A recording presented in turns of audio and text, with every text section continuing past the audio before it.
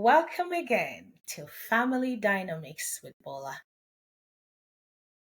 Today's episode is tender, honest, and very necessary. You see me sitting, right? It's the story of a 10-year-old boy who bravely shared his experience with me on how moving from Nigeria to Canada with his parents did something to him. Today's story is a story about silent struggles. It's a story about well meaning intentions of parents. It's a story about how we as parents can better support our children through big transitions. Let me take you into this boy's world. This is what he told me.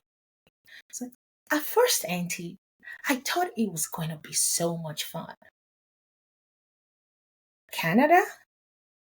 It sounded like cartoons, snow, big houses, fun stuff, right? But when we arrived, the reality was different. That's what he said. Yeah, I loved seeing the snow. I loved seeing how pretty it was. But I just didn't like to be in that much snow. It was very, very cold and my fingers hurt. I know when I was in Nigeria, they would teach us French in school, but I didn't really realize that Canada was more or less like a bilingual country. You needed to really know how to speak French. I did not understand the school system. I didn't understand some of the kids' accent. Auntie, I was very intelligent in Nigeria.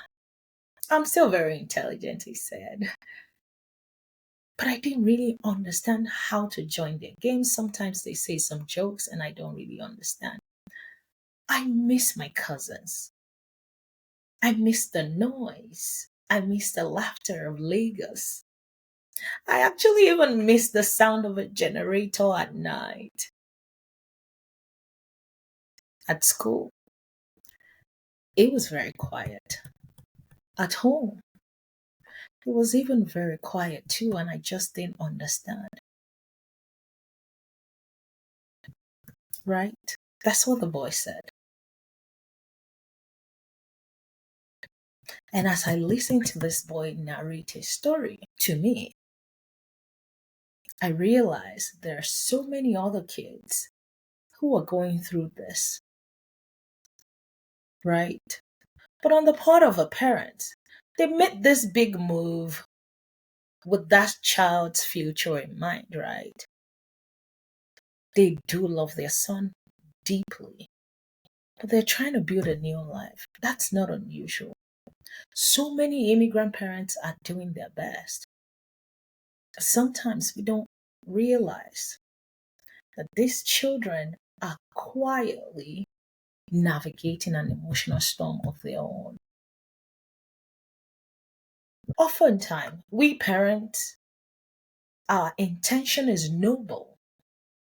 We want to create a better life for our kids, and we're always looking for ways to give them a better life than we have. But the impact on a child can sometimes be very different from what our intention is. It could be misunderstood, even. And the truth of the matter is, children don't always know how to say they are not okay. So oftentimes you see them quieter than they used to be, or they act out, or they withdraw. When this boy shared his story with me, I thought so hard about it. And it made me to just even reflect on my own journey too, right? To see, okay, how many kids are going through this emotional turmoil. And sometimes we parents, we don't know. We think it might be the environment or we can attribute it to something else. So I'd like to share a few things with us that we can do. As parents, simple things, right? Check in with your kids as often as possible. Ask them open-ended questions. Sometimes we just ask them, how was school today? They'll just say fine or okay, right? But when you ask them, what's something that was challenging to you today? What's something that made you smile today? Or what has been the hardest part of the week, of a day for you? Those kind of open-ended questions will help them sometime open up. And sometimes they might keep quiet, but they will reflect on those questions, right? And another thing we could do is validate their feelings. Sometimes when they're going through this natural phenomenon, when they've just had a major move, right, don't rush to fix it. Sometimes they don't need fixing. They just need someone to validate their feelings. You can tell them, I do understand. I miss Nigeria too, and it's okay for us to miss it. We had our life over there, right? And sometimes it's okay to feel sad, but we'll get through this together. That child would never forget that. And you can help them to name the feelings that they're feeling. Sometimes all they want is to find the right word for them to express what they are feeling. When they're able to name their feelings by the help of you, the parent, that's the first step to healing. Like, mommy, I feel lonely. I miss my friends in school. I miss the things that we used to do. Oh, mommy, I feel scared. This place is new. Oh, mommy, I feel confused.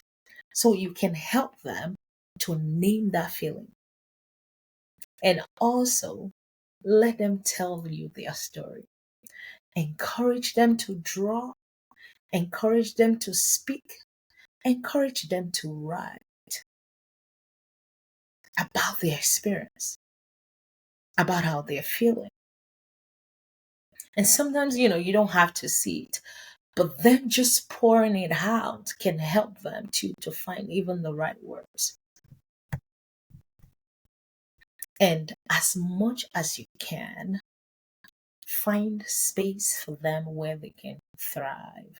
Anything that will bring joy to them, it would really help them. You know, everybody has a story,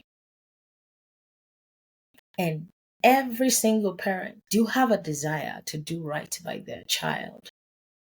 You don't move across the ocean, across the land, if it's not because you have a desire to give your child a better life, right? And this little boy story, it's an awakening. It's not anything to judge us, right? We know we've raised our children to be resilient, but they are also very tender. They're watching us, they're feeling the environment, they're trying to adjust. So, as parents, let's pause, let's listen, let's ask them questions. Let's not assume. Because when your child feels seen and supported, they're very likely to become grounded and thrive in this new land that you've brought them to. Thank you so much for listening to today's episode. Feel free to share this with another parent or a caregiver. And if you've had similar experience, whether as a child or as a parent, I'd love to hear from you. This is Family Dynamics with Bola.